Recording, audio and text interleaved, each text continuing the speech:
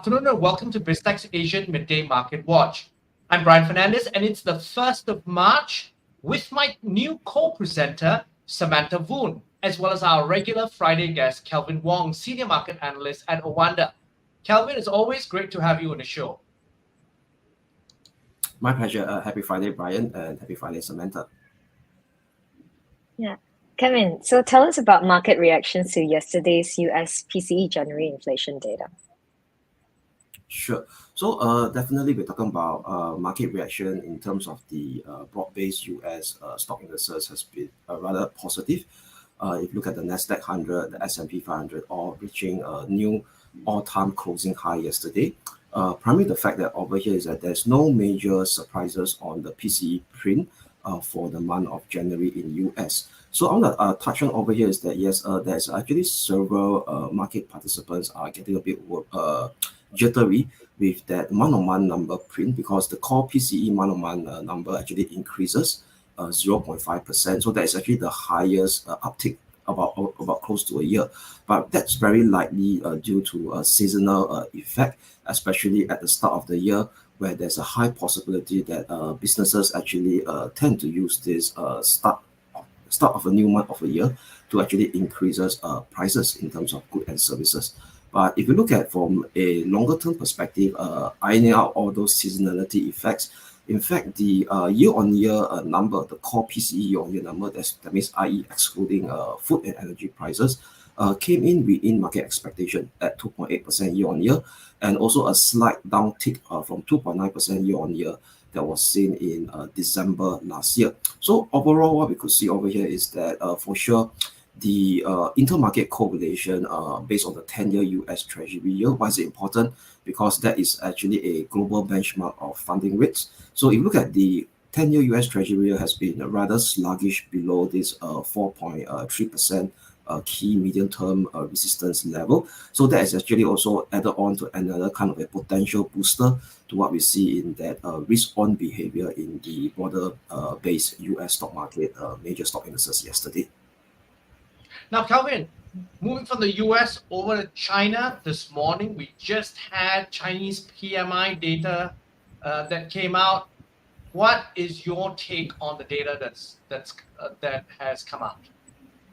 Sure. So let's focus more on firstly the data point first. So especially on the services side of the story, which is the non-manufacturing PMI. So if you look at the non-manufacturing PMI figure has been rather positive.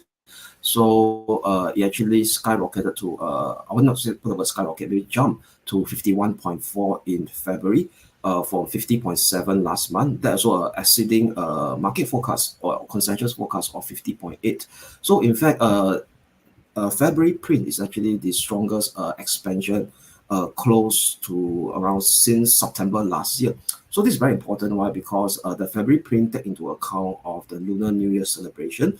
So with this strong print of 51.4 that been seen on the non-manufacturing PMI seems to indicate to us that China consumer spending is kind of getting a bit more resilient despite the fact that we know that China itself still face this ongoing deflationary risk spiral that is still inherent in their economy due to this structural weakness in their property market.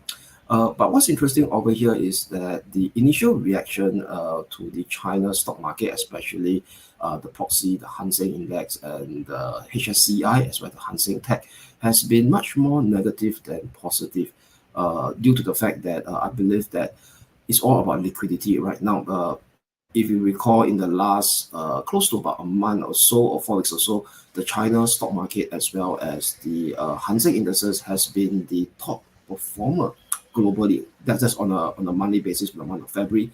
This is due to the fact that two things actually taking shape. Firstly, is markets actually anticipating more we call it forceful stimulus measures out from top China policymakers to address this ongoing deflationary risk spiral in China. But given the fact that today we start to see a very strong, better than expected, I would say, non-manufacturing PMI data that could actually hold off that much more forceful stimulus measures that has initially anticipated by market participants. which pretty much explain the initial we call it lukewarm reaction from the China benchmark stock indices as well as the Hang Seng benchmark stock indices. So, Kevin, key data to watch out later today is Yeah, February's sure. US ISM manufacturing number. What are Yeah, the for sure. expectations? So for sure, this is the key data to look out for as the ISM manufacturing data. So what's interesting over here in this ISM manufacturing data is that in the manufacturing economy is actually I would say put it away that the manufacturing sector in US is comparatively less stronger than the services sector. If you look at the ISM manufacturing PMI, is still in contractionary mode last month at 49.1. So any number that's below 50 represent contraction. So market is actually expecting right now a slight improvement to the manufacturing PMI data print for the month of February, inching up slightly up to 49.5.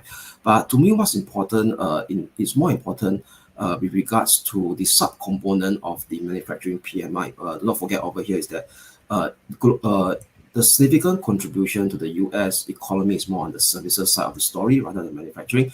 But so the sub-component of the manufacturing PMI will be the manufacturing prices that's much more important. So that's considered as, put it away that kind of very similar to producer prices, where eventually it will fit on to services inflation.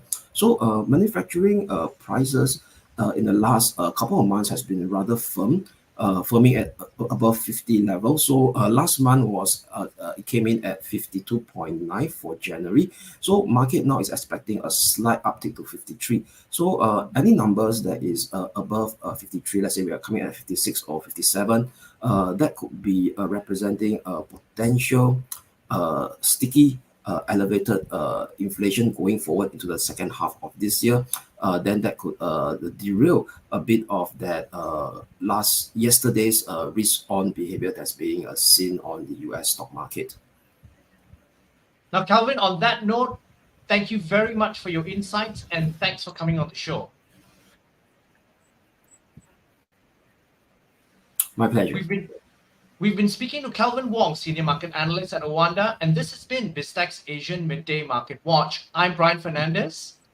And I'm Samantha Voon. And this show will be on our website, www.biztech.asia, as well as our syndication partners, TV stations, radio stations, and websites. Thanks a lot for tuning in.